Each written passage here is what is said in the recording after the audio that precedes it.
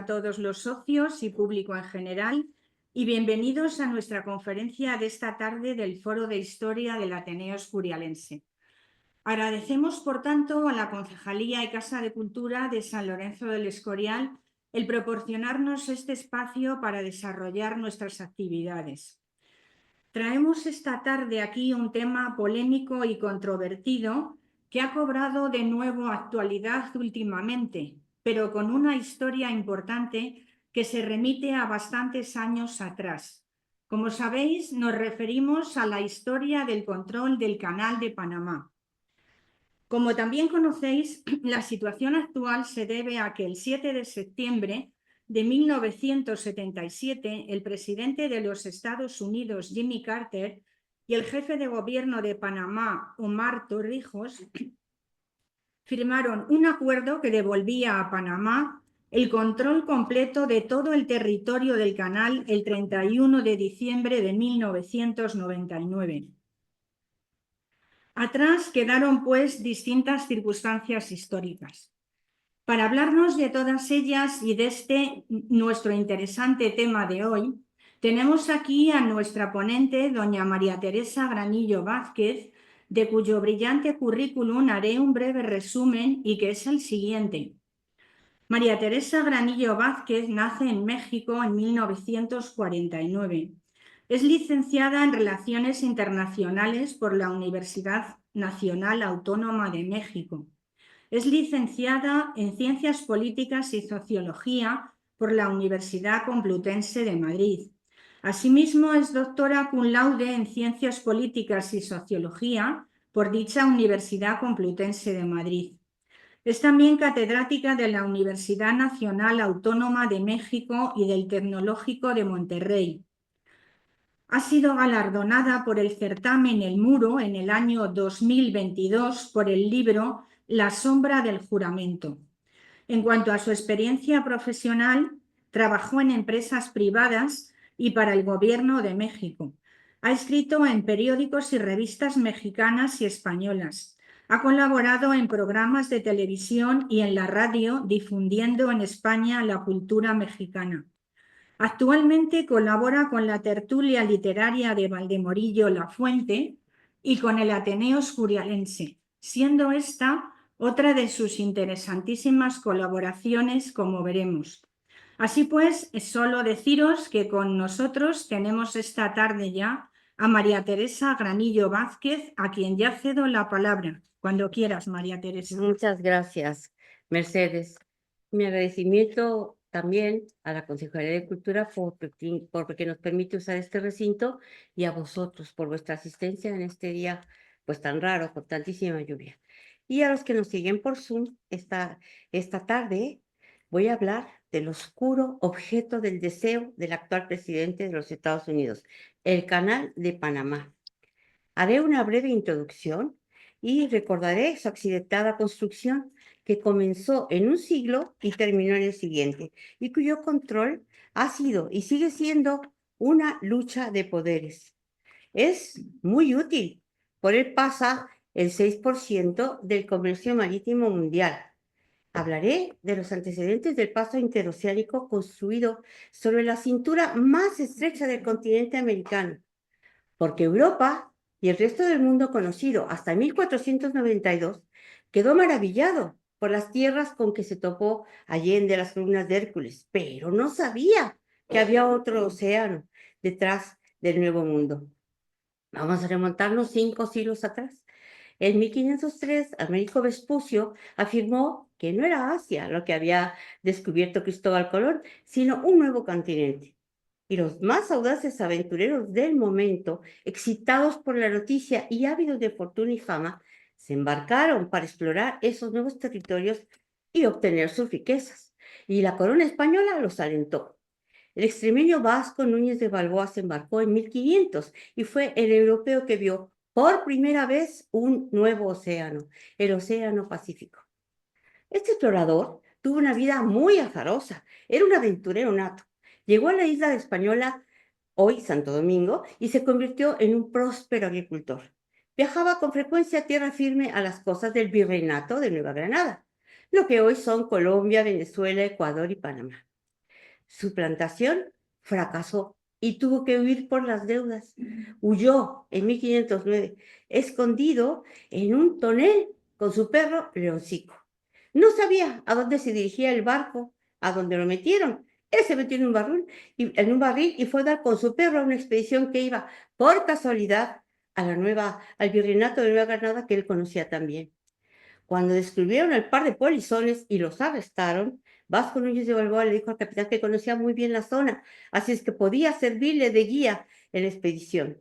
Fue así que fueron indultados y se convirtió en un explorador más, junto con su feroz y leal perro Mastín Leoncico. La expedición avanzó en plena selva, dirigiéndose hacia el norte de lo que hoy es Colombia. Las razas originarias presentaban batalla a los invasores, asombrados por lo diferente del aspecto de esos seres barbados con armaduras. Los que no morían en el intento de defensa de sus tierras corrían aterrorizados ante esos palos que disparaban truenos, humo y mataban. Sus antes infalibles y temidas flechas envenenadas con curare no eran comparables con la eficacia de esas palos nuevos. Entonces, en el istmo de lo que hoy es Panamá, Vasco Núñez de Balboa fundó una ciudad a la que denominó Santa María la Antigua de Darién, que fue el primer asentamiento español permanente en tierra firme. Esto es importante recordarlo. O sea, en el Nuevo Mundo, es decir, no en una isla, sino en tierra firme. Y desde ahí organizó expediciones que regresaban con oro y perlas. Quiero deciros que la famosísima perla peregrina viene precisamente de Panamá. Ahí es un lugar con muchísimas perlas. El 1 de septiembre de 1513 se fue a explorar el territorio con 190 hombres, 1000 indígenas y varios perros de pelea, incluyendo a Leoncico, y subieron a la cordillera que divide Panamá. Desde la cumbre más alta, el 25 de septiembre, un asombrado Vasco Núñez de Balboa contempló una extensión inmensa de agua, sin fin, sin horizonte visible. Impresionado, se giraba atrás y veía el inmenso mar por donde había llegado, y frente a otro, de repente, veía otro mar, igual de inmenso o mayor. Emocionado, descendió lo más rápido que pudo y se metió al agua para probarla. ¿Agua salada o dulce? ¿Sería un gran lago o sería un mar? Era agua salada, otro mar. Él lo bautizó como el Mar del Sur. Tomó posesión de aquellos nuevos dominios en nombre de la reina Doña Juana, entonces soberana de Castilla. La lejana España no lo sabía, pero ya podía mirar hacia Catay y a Zipango, a la China y a Japón. El sueño de Cristóbal Colón era viable. Se alcanzaría las tierras de las especies, las Molucas, cruzando el nuevo continente, ahorrándose miles de kilómetros por oriente. Las civilizaciones precolombinas ya cruzaban el istmo de Panamá para viajar entre las costas atlánticas y el Pacífico. Este que aparece en pantalla fue el periplo de Vasco Núñez de Balboa. Se dio cuenta de que había una cintura en el nuevo continente, un angosto trayecto de un océano a otro. Siglos después se aprovechó la distancia interoceánica más corta del istmo de Panamá, 82 kilómetros más o menos, para hacer un ferrocarril y un canal artificial. Y bueno, tengo aquí otro dato importante que habría que recordar. Magallanes, en 1520, rebautizaría el Mar del Sur como Océano Pacífico, por sus aparentes aguas calmas, que quiero decir que de agua calmas nada, porque yo he visto, hay unas marejadas y unos tifones que nos cuento en Acapulco, o sea que el Pacífico no es nada pacífico. 7 años después, el 21 de octubre de 1520, Fernando de Magallanes descubrió un paso interoceánico natural muy al sur de Sudamérica, al que denominó el Estrecho de Magallanes.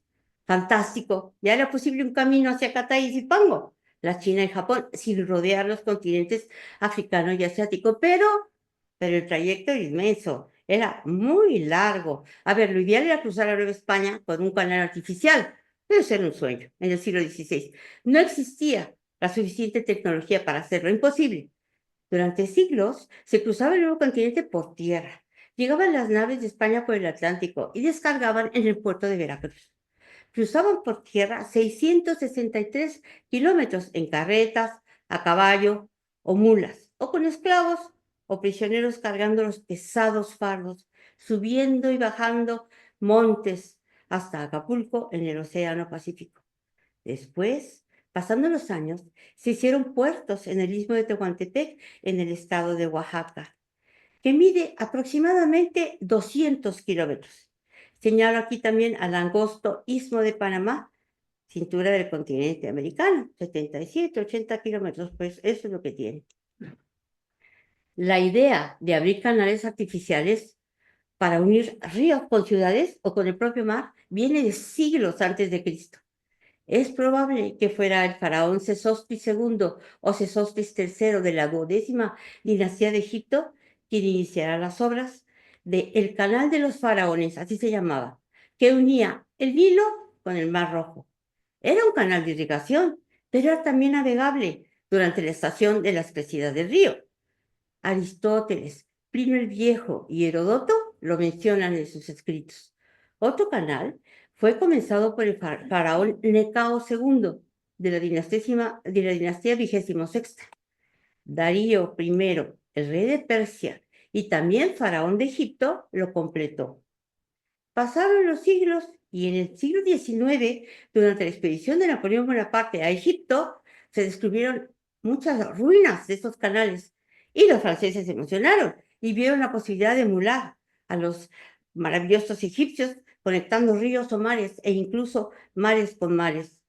El sueño de la antigüedad comenzó a fraguarse cuando unos audaces ingenieros franceses, liderados por Ferdinand de Lesseps, que era un diplomático, realizaron un proyecto extraordinario para la época, un canal artificial de 193 kilómetros con 300 metros, entre dos mares, el Rojo y el Mediterráneo. Después de muchas negociaciones, el gobernador otomano de Egipto otorgó al diplomático Ferdinand de Lesseps el permiso para construir el canal en el istmo de Suez. Estaría abierto al tránsito internacional, pero bajo explotación francesa. Se introdujo la maquinaria más moderna de ese momento. El desnivel de los mares Rojo y Mediterráneo es muy pequeño, es mínimo, menos de 2 metros. Tardó 10 años en construirse y fue inaugurado oficialmente el 17 de noviembre de 1869. El presidente egipcio Nasser se enfrentó a los franceses y a los británicos y nacionalizó la compañía franco-británica Suez Canal Company, provocando la crisis de Suez de 1956, pero la ganó y desde entonces el control del canal de Suez ahora es de Egipto. Una entidad estatal denominada la Autoridad del Canal de Suez se encarga de su dirección y mantenimiento. A lo largo del tiempo, pues el canal ha sido modificado y ampliado varias veces. Y nos regresamos al continente americano. Pocos años después de que se independizara el virreinato de la Nueva Granada de España, en 1810, cambió de nombre varias veces y también se dividió ese virreinato. Pero yo voy a hablar de Colombia, que es la parte que se quedó unida a lo que hoy es la República de Panamá. No voy a decir todos los nombres que tuvo, esto es para abreviar. El gobierno de Colombia estudió la manera de construir un ferrocarril que uniera el norte con el sur en la parte más angosta de su país, en Panamá. Con sus escasos recursos era imposible hacerlo. Así es que aceptaron en 1848 la oferta del gigante del norte de América. El embajador de Colombia fue a Washington y ahí firmó la creación de la Panama Railroad Company. La empresa estadounidense obtuvo la concesión para construir el ferrocarril interoceánico. En mayo de 1850 se iniciaron las obras y el 28 de enero de 1855 se inauguró el ferrocarril transoceánico de Panamá. A ver, la construcción del ferrocarril se llevó a cabo en condiciones muy difíciles. Trabajaron miles de esclavos africanos en los 76 kilómetros que recorría. Recordemos que en 1862 el presidente Abraham Lincoln declaró en Estados Unidos la libertad de los esclavos, pero continuaban en varios estados del sur, hasta que en 1865 fue por completo abolida la esclavitud en todo el país. Recordemos que fue una de las causas de su guerra de secesión. Bueno, pero en aquella época había esclavos. Reclutaron también irlandeses, hindúes, jamaiquinos y de otras islas caribeñas. Además, llevaron chinos. ¿Y por qué en especial señalo a los trabajadores chinos? Pues porque es parte del motivo de esta charla. Porque el actual presidente de los Estados Unidos está furibundo con los chinos que trabajan en el canal de Panamá. Quiero señalar que fueron los estadounidenses quienes los reclutaron y los metieron en Panamá. Ellos no llegaron solos. El coste humano de la obra fue muy alto. Murieron muchos trabajadores debido a los fieros animales endémicos o por cólera, malaria y fiebre amarilla. Y seguimos en el continente americano, pero en otro país, porque el intento de unir por agua a los dos océanos no solo se planificó por Panamá. Mientras los franceses comenzaban la construcción del canal de Suez en 1854, a los estadounidenses se les hacía agua a la boca pensando en seguir expandiéndose y asombrar al mundo con un canal que no uniría mares sino océanos. Ya tenían un ferrocarril transoceánico en Panamá, pero sabían que el tráfico por agua sería mejor, más expedito. Ya sabemos que ambiciosos, pues nadie les gana. Hacía poco más de una década que había comprado más de la mitad del territorio de México, los Estados Unidos, y les pareció facilísimo comprar otro pedazo de México y hacer un canal interoceánico en la parte más angosta cercana a su territorio, o sea, en el istmo de Tehuantepec. Benito Juárez era el presidente de México en esa época. Con muchos esfuerzos y dificultades, trató de consolidar la nación mexicana. Con nuevas leyes, quitó los privilegios de las minorías, entre otras las de la Iglesia. Estableció las leyes de reforma y también suspendió los pagos de la deuda externa, lo cual enfureció pues, a los deudores europeos. El monarca francés Napoleón III vio una oportunidad de adueñarse de las excolonias españolas. Así es que apoyó una invasión francesa que impondría el Segundo Imperio en México. El presidente Juárez, cuando vio lo que se avecinaba, hizo lo que muchos mandatarios han hecho a lo largo de la historia, trasladar su gobierno a otro país. Cogió los archivos de la nación y se fue a los Estados Unidos invocando la doctrina Monroe. ¿Y qué es la doctrina Monroe? La resumimos en América para los americanos, pero es una declaración, o sea, una teoría de política exterior desarrollada por el presidente de los Estados Unidos de Norteamérica, James Monroe, en 1823, en que rechazaba toda intervención de Europa en los asuntos del continente americano. Así es que se fue a implorar a Estados Unidos que le ayudara. Los voraces estadounidenses negociaron la ayuda militar contra los franceses que solicitaba Benito Juárez, ¿cómo no? A cambio del derecho de tránsito a perpetuidad. A perpetuidad. La palabra les encanta, que no debería estar en el vocabulario de nadie, menos en el de una nación. Bueno, ya lo podemos hablar eso en el debate. El representante de México, Melchor Ocampo, y el de Estados Unidos, Robert Milligan McLean, firmaron en 1859 el Tratado McLean-Ocampo. Se concedía a los estadounidenses el derecho de tránsito por varias rutas del territorio mexicano, las que aquí señalo, y más ventajas para ellos, naturalmente. Entre otras, deseaban el istmo de Tehuantepec porque pensaban ahí hacer el canal transoceánico. Se firmó el tratado y afortunadamente para México no fue ratificado por el Congreso de Estados Unidos porque ya estaban muy ocupados comenzando con su guerra de secesión. Juárez era muy ingenioso e inteligente. Sabía que tampoco el Congreso mexicano ratificaría semejante tratado con tantas desventajas para México. Pero bueno, Juárez ganó tiempo y Francia se atemorizó cuando imaginó la intervención de Estados Unidos. Y además, Napoleón III requería sus tropas en Francia porque era inminente su guerra con Prusia. Así es que la retiró de México, dejando solos a los emperadores. Maximiliano fue fusilado y Carlota terminó sus días recluida en Bélgica por Dimes. Fin del sueño americano de hacer su canal interoceánico en México. Y fin del Segundo Imperio Mexicano, que solo duró 3 años. Terminó la guerra de secesión de Estados Unidos en 1865. Mientras tanto, en otra parte del mundo se estaba construyendo el canal de Suez, que comenzó a funcionar, como ya lo dijimos, con mucho éxito en 1869. Si los franceses tenían su canal en Medio Oriente, los estadounidenses estaban decididos a tener el suyo en América. Muy tarde se percataron que una vez más los franceses tenían metida su nariz en el continente americano. Se les habían adelantado. obteniendo de Colombia la concesión para hacer el canal artificial interoceánico, que podrían haber construido en México, en el istmo de Tehuantepec. Bueno, según ellos, tenían derecho a hacerlo. Así lo proclamaba otra de sus máximas, su destino manifiesto. ¿Qué es el destino manifiesto?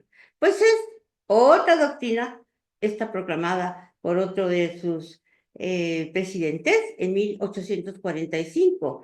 Declaraba que por mandato divino los Estados Unidos estaban destinados y tenían el deber de conquistar todas las tierras vírgenes en territorio americano. ¿Habéis oído bien? Por mandato divino. Y además tenían el deber. Y eso lo tienen pues en su cabeza, ¿verdad? Bueno, entonces estudiaron una vía acuática más cercana a ellos por Nicaragua, aprovechando el gran lago intermedio que tiene Nicaragua. Y en el Congreso de Estados Unidos se recriminaban haber perdido su oportunidad de hacer el canal en México al no ratificar el Tratado Maclean-Ocampo. Cuando volvieron sus ojos hacia la cintura más estrecha del continente americano, en donde ya funcionaba su ferrocarril con éxito, era demasiado tarde. Ya estaban en Panamá los franceses con la concesión aprobada de Colombia para construir el canal. Quedaron archivados de momento sus estudios para construir un canal artificial cercano. Ya tendrían su oportunidad, como de hecho la tuvieron. Y regresamos al viejo continente, a Francia. Hacía 10 años que funcionaba bien el canal de Suez, así es que la Sociedad Geográfica de París promovió la formación de un comité para estudiar un nuevo lugar idóneo para construir otro canal. Y decidieron que esta vez sería más ambicioso. No solo uniría mares, sino océanos. Sabían cómo hacerlo. La cintura de América, Panamá, era el sitio idóneo. A Lucien Napoleón Bonaparte Weiss se le asignó examinar las diferentes rutas posibles para la construcción del canal en Panamá. Y lo acompañaría Armand Reclus. Fueron los investigadores a Panamá y regresaron un año después con planos y proyectos. Pero no convencieron a Monsieur Lesseps porque incluía un túnel y varias esclusas. Y Lesseps quería un canal a nivel de mar, como el de Suez, ¿cómo no? No entendía Monsieur Lesseps por qué no podía hacerse a nivel de mar si solo hay 20 centímetros de diferencia entre el Atlántico y el Pacífico. El Pacífico, quiero decirte aquí que es más caliente, por eso la diferencia es más alto. Y Lucien y Armand regresaron por segunda vez a Panamá, buscando otro lugar para complacer a Monsieur Lesseps. Al volver, presentaron otro plan con una ruta diferente. Iba a correr casi paralela al ferrocarril estadounidense. Habría que excavar un túnel de casi 8 kilómetros de largo a través de la cordillera continental, o bien derrumbar un buen trozo de ella en el punto más bajo, haciendo una gran brecha muy amplia. Y además había que poner esclusas, no había de otra. Se había fundado la Société Civile Internationale du Canal Integratique par la Isthme de Dorian, con Lesseps a la cabeza. Se vendieron 600,000 acciones a 500 francos cada uno, o sea que juntó 300 millones de francos. Weiss viajó a Bogotá en nombre de la sociedad, negoció y firmó en 1878 un tratado con Colombia. La concesión Weiss se otorgaba a la empresa el derecho exclusivo para construir un canal interoceánico por Panamá, y la vía acuática sería de Colombia después de 99 años. Hubo un congreso en Francia con muchos debates en contra del plan de Lesseps, pero Lesseps tenía gran prestigio y al final su prestigio se impuso. 2 años después de la concesión Weiss, Lesseps reunió varios socios y compró los derechos de la sociedad civil para una nueva empresa que había constituido, la Compañía Universal du Canal Integración, que es la que funcionó más tiempo allá. El coste estimado era de 600 millones de francos y el tiempo calculado 8 años. A la izquierda está uno de los proyectos de Lesseps, guardado en la Biblioteca de París. Bueno, llegó Lesseps acompañado por sus ingenieros, quienes se dieron cuenta que era imposible construir el canal a nivel por su orografía. Sí, efectivamente, solo había 20 centímetros de diferencia en la altitud de ambos océanos, pero el relieve era montañoso y selvático. Weiss y Reclus ya se lo habían advertido, pero no quiso hacer caso. Lesseps, muy contrariado, tuvo que aceptar la evidencia. Monsieur Lesseps debería haber supuesto que no era lo mismo abrir un canal en el desierto con un mínimo de dificultades topográficas que en una abrupta cordillera selvática. Decidieron que pasaría el canal por la parte más baja de la cordillera central, el macizo de la Culebra. Aunque su altura era muy considerable, estamos hablando de 64 metros. Bueno, más adelante os diré por qué se llama el macizo de la Culebra. Hubo muchos disidentes del plan. Algunos, como Gustav Eiffel, argumentaban que era imposible el plan de Lesseps. Malgré tout, a pesar de todo, el 1 de enero de 1882 se celebró la ceremonia de inauguración de las obras. La hija de Lesseps llegó de Francia, Ferdinand de Lesseps, que así se llamaba, hizo los honores al sacar la primera palada de tierra. Las excavaciones en la Sierra de la Culebra comenzaron unos días después. Era un desfiladero de 13 kilómetros de longitud, aproximadamente. Podéis imaginaros la complejidad logística que exigía hacer la brecha en el macizo, una formación de basalto de 64 metros de altura. Se requerían muchas excavadoras, así como elementos para fijar el terreno sin derrumbes o deslizamientos, y montar un sistema de trenes para evacuar las toneladas de tierra extraídas a una veintena de kilómetros. Confiaban en establecer acuerdos con la Panama Railroad Company para la evacuación de escombros. De cualquier manera, tendrían que tener vías de acceso a las locomotoras. En este tramo era necesario remover 120 millones de toneladas de tierra para lograr el nivel del mar que insistía Lesseps en tener. Bueno, ya había desestimado el túnel, ya era algo, era impráctico. ¿Cómo iban a pasar los barcos por un túnel? ¿Qué ancho y qué altura podrían suponer para el futuro? Era ilógico. Abriría el macizo de la Culebra, haría una amplia hendidura para el paso de los barcos, como lo intentó hacer. El ferrocarril era fundamental para el proyecto. En agosto de 1881, los franceses adquirieron su control a un precio muy elevado. Pagaron a los estadounidenses más de 25 millones de dólares. Fue muy difícil, además, organizar el ferrocarril para que prestara servicios a la obra. Bueno, el proyecto se dividió en fases. Para la primera llegaron a Colón, el puerto del Atlántico, 40 ingenieros franceses al mando de Armand Reclus. El proyecto estuvo a cargo de la empresa Curio y Gersener, que era la firma con la que habían trabajado en el canal de Suez en el desierto.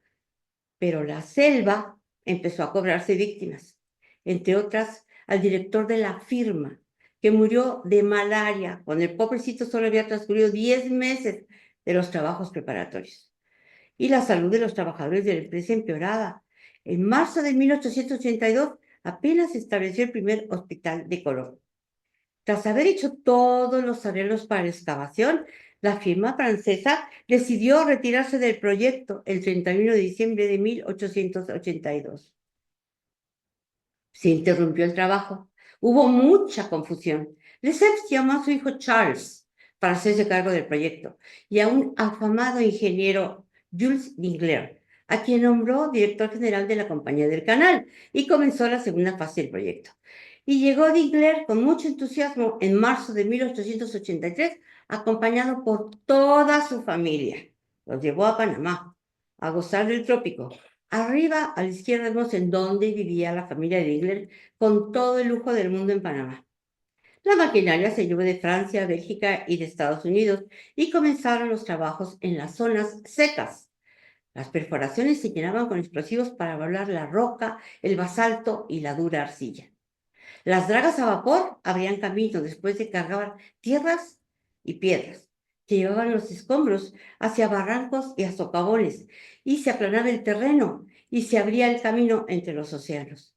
La gran preocupación era la estabilidad de los taludes y el peligro por el deslizamiento de la tierra, más las lluvias y los terremotos. Y es que la tierra, ahí en esa parte, la zona del planeta, no está nunca quieta, siempre se mueve. Dingler resultó ser un muy buen director. Las obras avanzaban según lo previsto, pero la selva panameña seguía cobrando víctimas. Y esta vez se ensañó verdaderamente con él. Su hija, su hijo y el novio de la hija murieron de malaria. A pesar de su dolor, él siguió trabajando con ahínco. En julio regresó a Francia con su esposa, Allá en Europa trataron de mitigar sus penas, pasaron el verano en Francia. Aquí hago un paréntesis para mostrar a los trabajadores de canal en el período de la construcción francesa. La mayor parte fueron reclutados en la isla del Caribe, en las Antillas y Jamaica, aunque también trabajaron los descendientes de los esclavos africanos y de los chinos que había reclutado Estados Unidos años atrás para trabajar en el ferrocarril y que se quedaron a vivir en Panamá. He de destacar a un trabajador del canal que en 1887, desde París, llegó a Panamá, buscando la inspiración de la luz y los colores del paisaje tropical del Caribe. El pintor Paul Gauguin también fue escritor, escultor, grabador en madera y ceramista. Fue un postimpresionista muy aventurero, pero no aguantó el arduo trabajo manual de las obras del canal. Lo suyo no era quitar rocas. Al igual que muchos otros trabajadores, contrajo la fiebre amarilla, pero afortunado, se salvó. Se despidió de la constructora y se fue a la Martinica.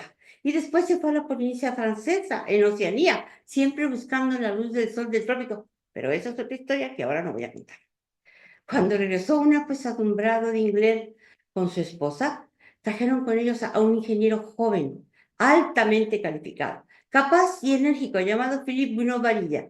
Tenía solo 27 años cuando fue designado jefe interino de la compañía de canal. Y nuevamente la tragedia envolvió a Dingler. Su esposa murió de fiebre amarilla, casi un año después de la muerte de su hija, del novio y de su hijo. Ya, fue demasiado. Devastado, renunció y se regresó a Francia, sin familia. Todos todos estaban muertos y habían quedado en Panamá. En 1836, Charles Lesseps propuso a Bruno Varilla fundar la empresa que realizaría la tercera parte del proyecto. El plan del ingeniero Bruno Varilla fue poner una serie de piscinas conectadas entre sí por 10 esclusas en las que colocaría dragas flotantes. Ensoberbecido y encandilado por los laureles de Suez, Ferdinand de Lesseps insistía en que el canal debía de hacerse a nivel del mar, es decir, sin esclusas. Disgustado y renegando, tuvo que aceptar la propuesta de su hijo y del ingeniero, dadas las evidencias del terreno. El nivel más alto de este canal sería superado por las 10 esclusas previstas y también habría que hacer una presa en el valle del río Chagres. Os dije que os diría por qué se llamaba Sierra Culebra. Pues se llama así porque abundan diferentes variedades de culebra, como la vistosa coralillo que ahí vemos y otras variedades. Os muestra la fauna que abunda en Panamá y que diezmó a los trabajadores. Hay enormes caimanes, reptiles antediluvianos primos de los cocodrilos, y los fieros jaguares, que son unos felinos enormes, reyes de las selvas americanas que hipnotizan además a sus presas. Pero no penséis que son los más letales para los seres humanos, no. Los peores son unos pequeñajos que aletean y zumban en los oídos y que si pican pueden provocar temibles enfermedades e incluso la muerte. Los mosquitos. El anófeles, transmisor de la malaria, o el paludismo. Bueno, que los pueblos originarios combatían con quinina. Y el Aedes aegypti, que transmite la fiebre amarilla. Murieron muchos trabajadores porque no se conocía en el siglo XIX cómo se transmitían esas enfermedades. Solamente se enfermaban y ya no sabían cómo habían llegado. Y tampoco sabían cómo combatirlas. Estos casi invisibles invertebrados se convirtieron en el principal obstáculo para la construcción del Canal de Panamá. También hay ranas y sapos venenosos, escorpiones y otros arácnicos que no reflejo aquí porque mi aracnofobia pues me lo impide. Pero a ver las haylas, como dicen los gallegos, y de un tamaño que no os podéis ni imaginar. En 1887, el afamado Gustave Eiffel, que había calificado desde el principio como inviable el proyecto de Lesseps, ya lo había dicho, aceptó participar en el diseño de las esclusas. Y luego, un año después, accedió a su construcción. El cauce de la vía acuática tendría un ancho de 18,5 metros en el fondo. Oigan, funcionaban muy bien. Charles Lesseps, Philippe Bunau Varilla y Gustave Eiffel en la nueva compañía estaban encantados.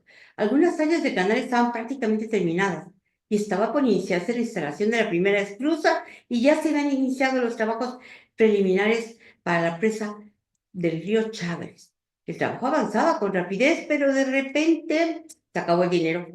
Ferdinand de Lesseps en Francia, con apoyo de algunos políticos, lanzó al mercado una lotería para obtener más dinero y terminar con el canal. También le dieron préstamos con garantías de Estado, lo que comprometía a políticos y ahorradores franceses. Pero no funcionó. Lo recaudado no fue suficiente. Llegó la quiebra en 1888. En la última reunión del año siguiente, los accionistas decidieron disolver la compañía Universal. Los suscriptores de las firmas resultaron arruinados por completo y clamaban los periódicos de la época. Fue un fin poco honorable para un esfuerzo tan grande. Otros decían, han sido 9 años de trabajo y pérdidas de vidas humanas inútiles. Se han perdido cerca de 1.000 millones de francos. Este es el mayor escándalo de corrupción del siglo XIX. Durante algunos meses se mantuvieron con dificultad algunos aspectos del trabajo en Panamá, pero para el 15 de mayo del mismo año, en mayo de 1889, toda actividad en el canal cesó. Al final se perdieron 1.440 millones de francos y 850.000 suscriptores perdieron el dinero que invirtieron. La liquidación de la Compañía del Canal de Panamá de Francia duró 4 años y terminó en 1894. Los accionistas furibundos enviaron a toda la cuadrilla a los tribunales, incluyendo a Lesseps padre y a Lesseps hijo. Se desató un escándalo de corrupción, de estafa, fraude y malos manejos. El tema se aplicó a Gustave Eiffel, que fue condenado en primera instancia y luego absuelto en apelación.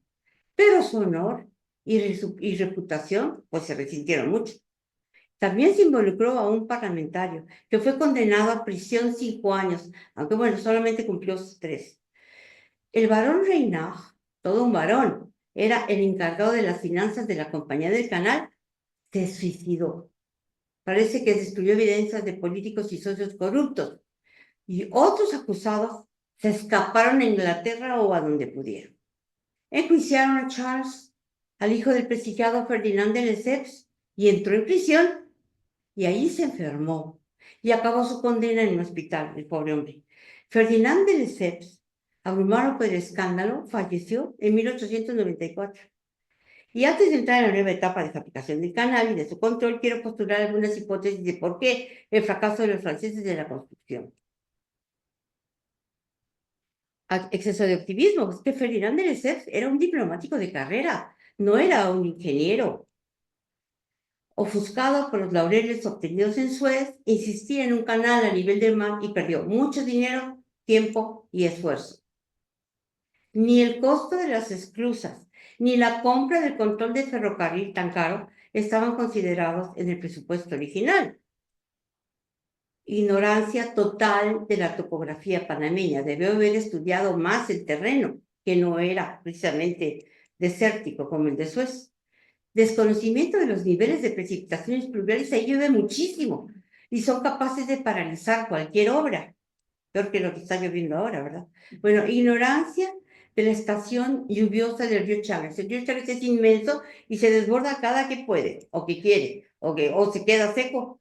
Bueno, el desafío de la naturaleza viva de la selva, ya vimos a los animales peligrosos que hay ahí y que entorpecieron sus maniobras. El desconocimiento de las enfermedades tropicales, ni idea tenían de lo que era el paludismo, ni idea tenían de que un mosquito podría acarrearles semejantes sufrimientos y la muerte. Y los conflictos financieros. La obra llegó a tener un costo de alrededor de 1.200 millones de francos. Al principio, imaginaros, se estimaba un costo de 600 millones de francos. O sea, bueno, las investigaciones sobre el escándalo de Panamá terminaron en 1897 y estuvieron involucrados en el caso 100 políticos y 4 legisladores por el escándalo. Bueno, dejemos a Francia con las tristezas del proyecto fallido del Lesseps y nos volvemos al nuevo continente. Los Estados Unidos despertaron de su letargo y se emocionaron cuando se enteraron del fracaso, abandono y retirada de los franceses. se frotaron las manos y sacaron a relucir su premisa hegemónica, su destino manifiesto. Ya mencioné que este los anima en su política imperialista en el continente americano. Sin perder tiempo, se fueron a Bogotá a ofrecerse para continuar la construcción. A finales del siglo XIX, quiero deciros que los Estados Unidos ya eran una potencia emergente.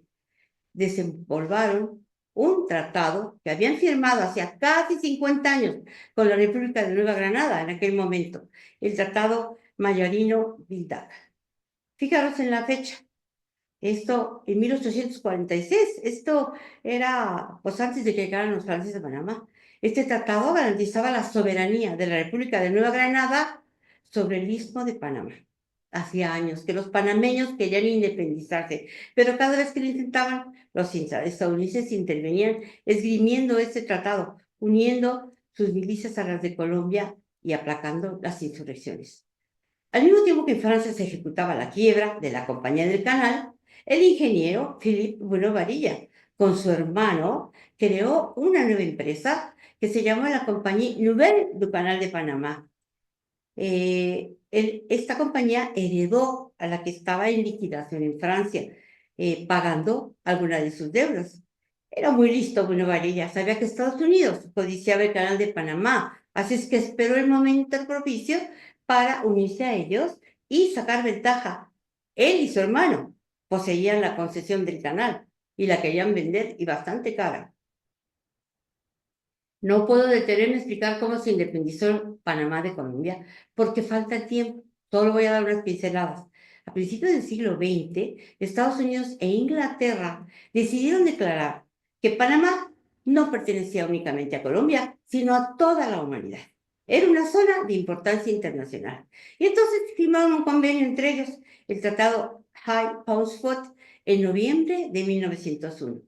John Milton Hyde era el secretario de Estado de Estados Unidos y Lord Paunsford era el de Gran Bretaña. Este anulaba todos los tratados anteriores y se desconocía la soberanía de Colombia en el Istmo de Panamá. Bueno, ya ves que no es la primera vez que Estados Unidos, con otra potencia, elabora un tratado o intenta elaborarlo sin que el interesado intervenga. Bueno, este tratado animó a los independentistas panameños. Después de todo, la zona de interés internacional, es decir, el Istmo, pues era parte de Panamá, y Colombia se vio impotente, no tenía ejército para enfrentarse a las dos potencias, bastante tenía con sus guerras internas. En enero de 1903, cuando Colombia reaccionó ante la intromisión de las potencias extranjeras, envió a su ministro Tomás Herrán a Washington para negociar un tratado con John Milton Hyde. Este tratado postulaba continuar la construcción con ayuda de los Estados Unidos, pero las condiciones de Estados Unidos incluían una renuncia parcial de soberanía y otras disposiciones, cómo no, todas favorables a Estados Unidos. Aunque el tratado se firmó. El Senado colombiano no lo ratificó, lo que animó a los independentistas. A finales de ese año, Panamá se independizó de Colombia. Lo que es innegable es que la separación de Panamá fue posible por el apoyo y ayuda de Estados Unidos que fomentó la insurrección. La crisis interna colombiana y la independencia de Panamá le dio a Estados Unidos una gran oportunidad que Bruno Varilla también aprovechó. A principios del siglo XX se fue a Washington y convenció al presidente Roosevelt y al Senado de Estados Unidos que compraran los derechos de construcción del canal que eran de su empresa y la de su hermano, la nueva compañía francesa del Canal de Panamá. Y el precio fue ni más ni menos que de $40 millones para ceder los derechos. Y hay una anécdota que nos deja ver la picardía o astucia del ingeniero, como queráis decirlo, el ingeniero Bruno Varilla. Resulta que había un gran debate en el Parlamento estadounidense porque muchos senadores se inclinaban por hacer el canal en Nicaragua. Entonces él envió una nota a cada senador con una estampilla, con un sello de 1 centavo, que mostraba el famoso volcán nicaragüense Momotombo en plena erupción. El nombre del canal lo dice todo. Es onomatopéyico, Momotombo. Cada vez que hacía erupción, Eran unos terremotos que podréis imaginarlos. Momotombo, así sonaba. Bueno, comparar un terreno con un volcán activo con otro aparentemente estable, porque el Momotombo siempre está activo, echa de repente sus humarones. Bueno, inclinó los votos en favor del istmo panameño y el astuto francés, pues cobró sus 40 millones de dólares. Allí firmó con varilla con Estados Unidos un tratado. Se estableció, además de la construcción del canal, la cesión a perpetuidad, otra vez, de una franja de terreno denominada la zona del canal, sobre la cual Estados Unidos ejercería su propia soberanía, o sea, sería parte de los Estados Unidos.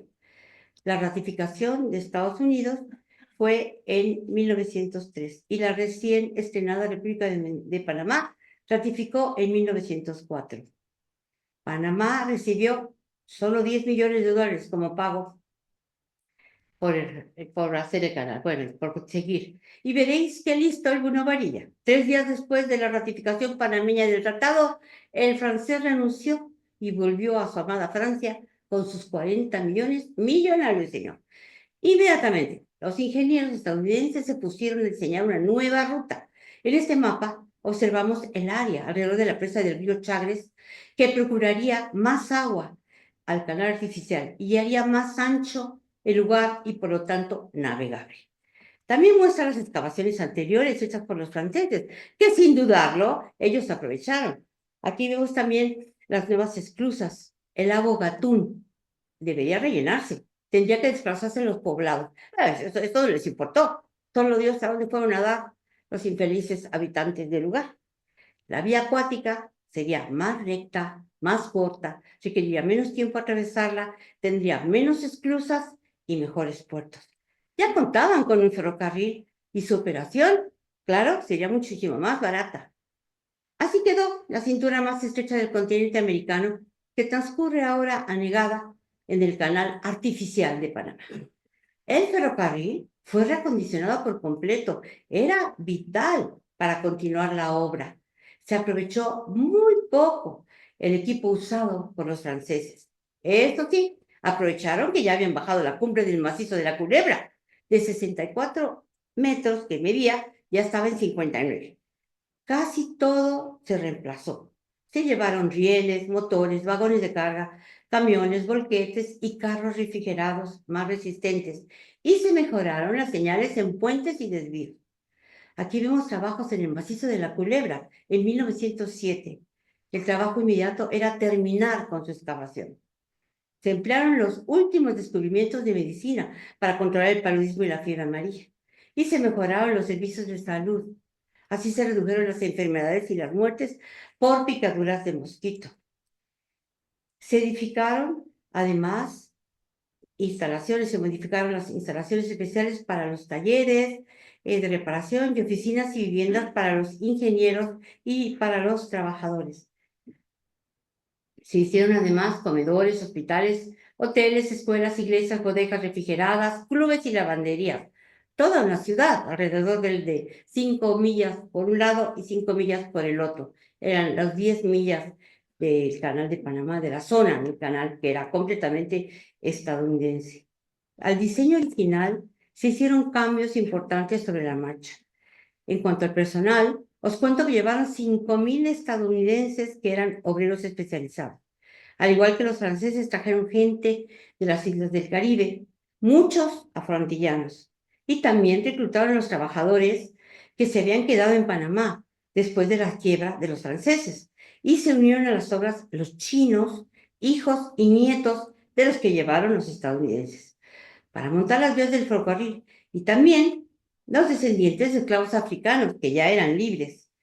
Después, en 1907, cuando corrió la noticia de los altos salarios y las buenas condiciones de vida en el Istmo, 15.000 personas se alistaron. Ya en 1913 había casi 50.000 hombres trabajando. Trataron de no usar contratistas, pero había trabajos especializados como la construcción de las compuertas de las esclusas, por ejemplo, que requerían de obreros con experiencia especial. Se amplió el ancho del fondo del cauce del canal en el Corte Culebra, las cámaras de las esclusas fueron cambiadas y estas más grandes. En el Pacífico se unieron varias islas para crear un rompeolas de 3 millas, casi 5 kilómetros de rompeolas. Hubo que reubicar más al norte en el Pacífico el juego de esclusas de 2 escalones y otros cambios que se hicieron sobre la marcha. Bueno, el canal de Panamá se ha modificado varias veces, ha habido mejoras y grandes ampliaciones. En noviembre de 1906, Roosevelt con su esposa Edith fueron a Panamá a ver los progresos de las obras del canal. Fue el primer presidente en salir del territorio de los Estados Unidos. Yo espero que con esto ya quedó claro que la construcción del canal ha sido muy complicada y larga. Comenzó en 1882 y terminó en 1914, coincidiendo con el inicio de la Gran Guerra. 10 horas hizo el primer barco de vapor que cruzó el canal.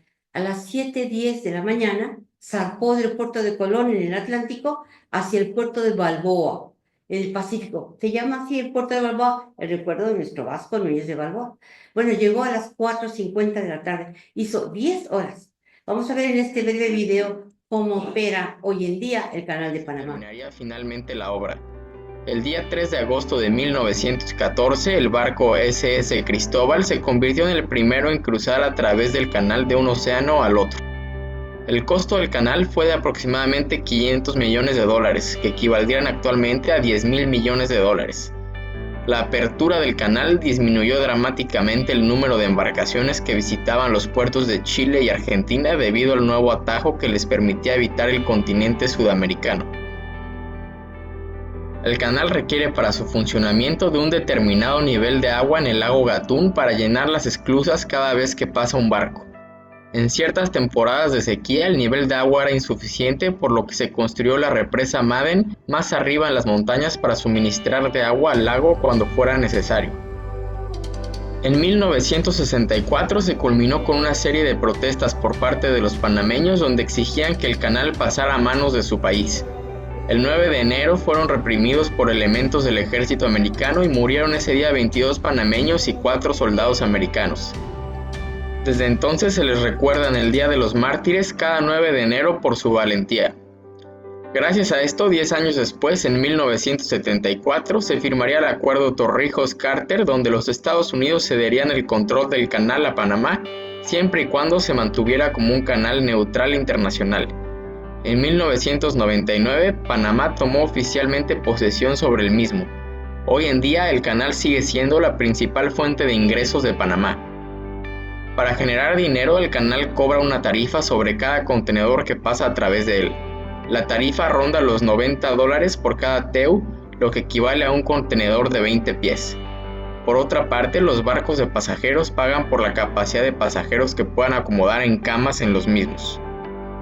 Con el aumento de la globalización, el tamaño del canal se empezó a convertir en una limitante, por lo que las nuevas embarcaciones empezaron a diseñarse de la medida máxima que cabía en las esclusas del canal. A las embarcaciones fabricadas con estas medidas se les conoce como Panamax.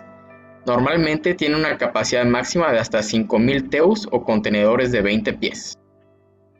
Debido al alto costo de utilizar el canal y las limitaciones de tamaño, el canal del que hablábamos al principio, el canal de Suez, empezó a resultar más atractivo ya que los costos de su uso son más bajos y la ruta a través de Europa al Atlántico resulta únicamente un par de cientos de millas más larga que la ruta a través del canal de Panamá al este de los Estados Unidos. Como el canal de Panamá se empezó a ver afectado por esto, en el año 2007 se inició la construcción de un nuevo juego de esclusas paralelas a las ya existentes, las cuales posibilitarían el paso de embarcaciones de mayor envergadura. Las obras terminaron en el año 2015 y fueron muy bien recibidas por la industria marina mundial. Nuevamente se desarrolló un nuevo tamaño de embarcaciones que se adaptaban a las nuevas medidas máximas de las esclusas. A estos barcos se les conoce como Neo Panamax y tienen una capacidad de hasta 15,000 TEUs o contenedores de 20 pies, es decir, una capacidad 3 veces mayor a la de las esclusas originales. Actualmente hay algunos proyectos que buscan convertirse en competidores importantes del Canal de Panamá. La muestra más clara de ello es la adjudicación de un proyecto en Nicaragua al consorcio Hong Kong Nicaragua Canal Development Company. Se estimaba que la obra iniciaría en 2014, pero algunas preocupaciones medioambientales y sociales han demorado la construcción.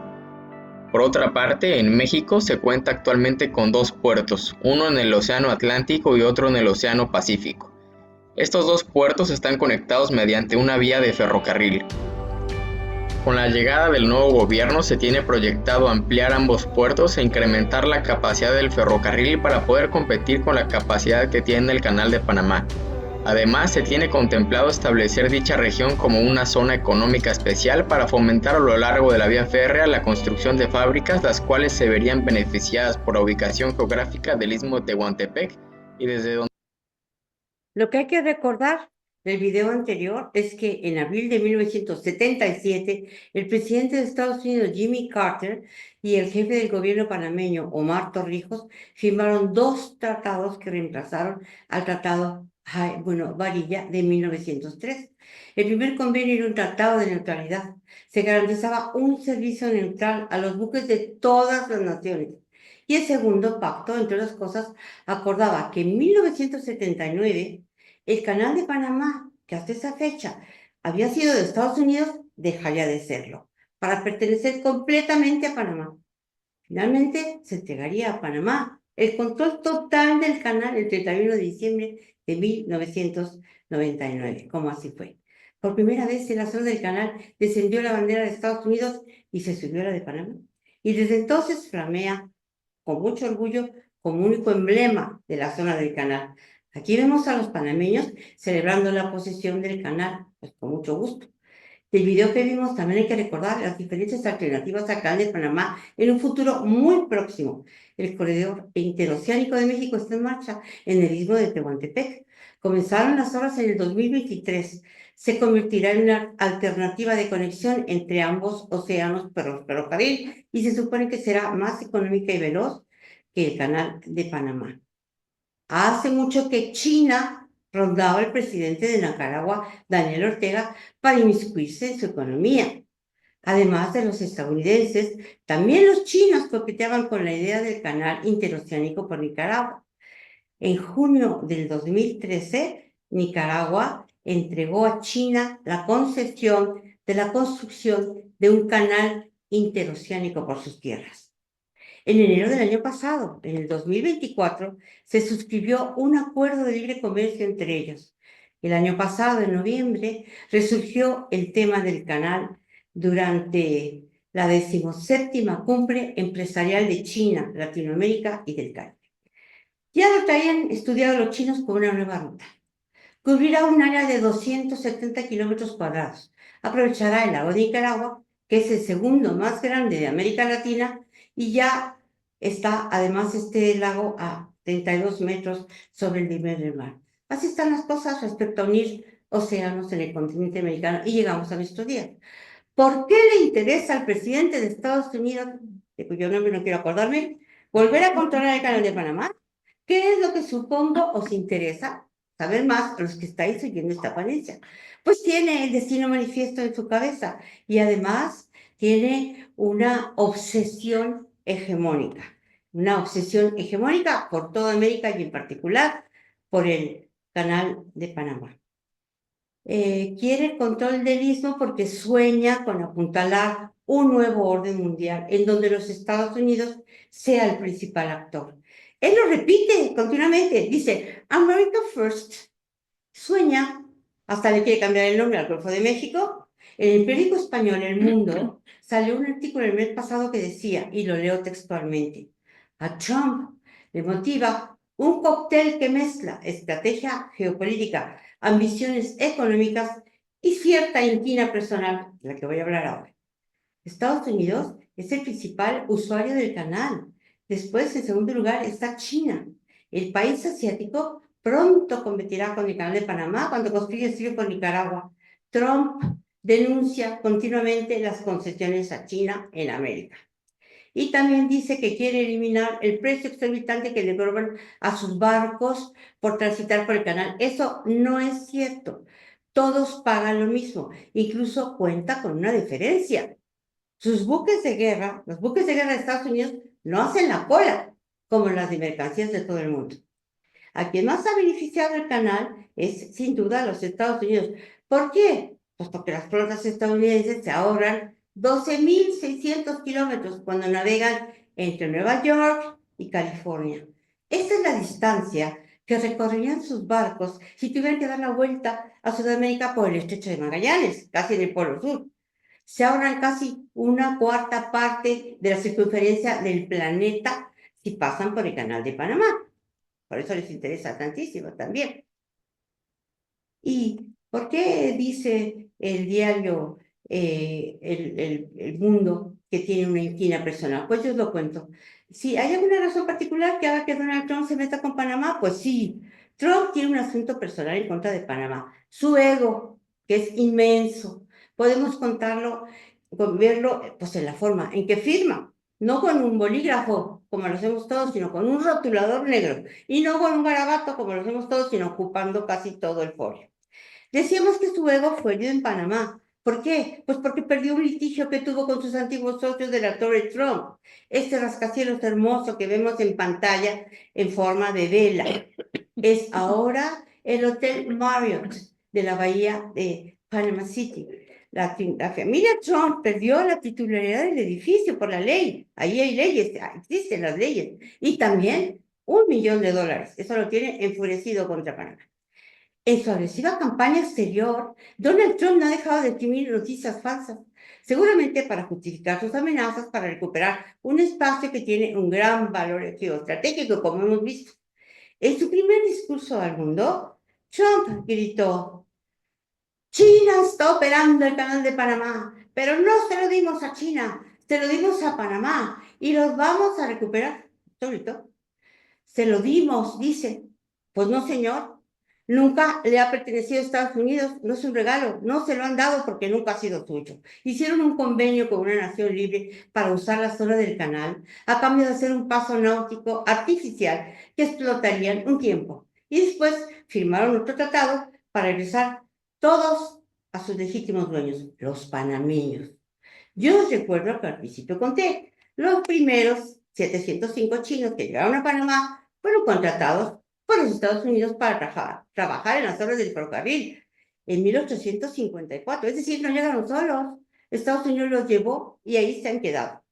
El presidente de Estados Unidos amenaza, esgrime que no ha de descartar usar la fuerza para recuperar el canal. Dice que lo considera vital para sus intereses económicos, como no, y de seguridad nacional. Bueno, igual que Groenlandia.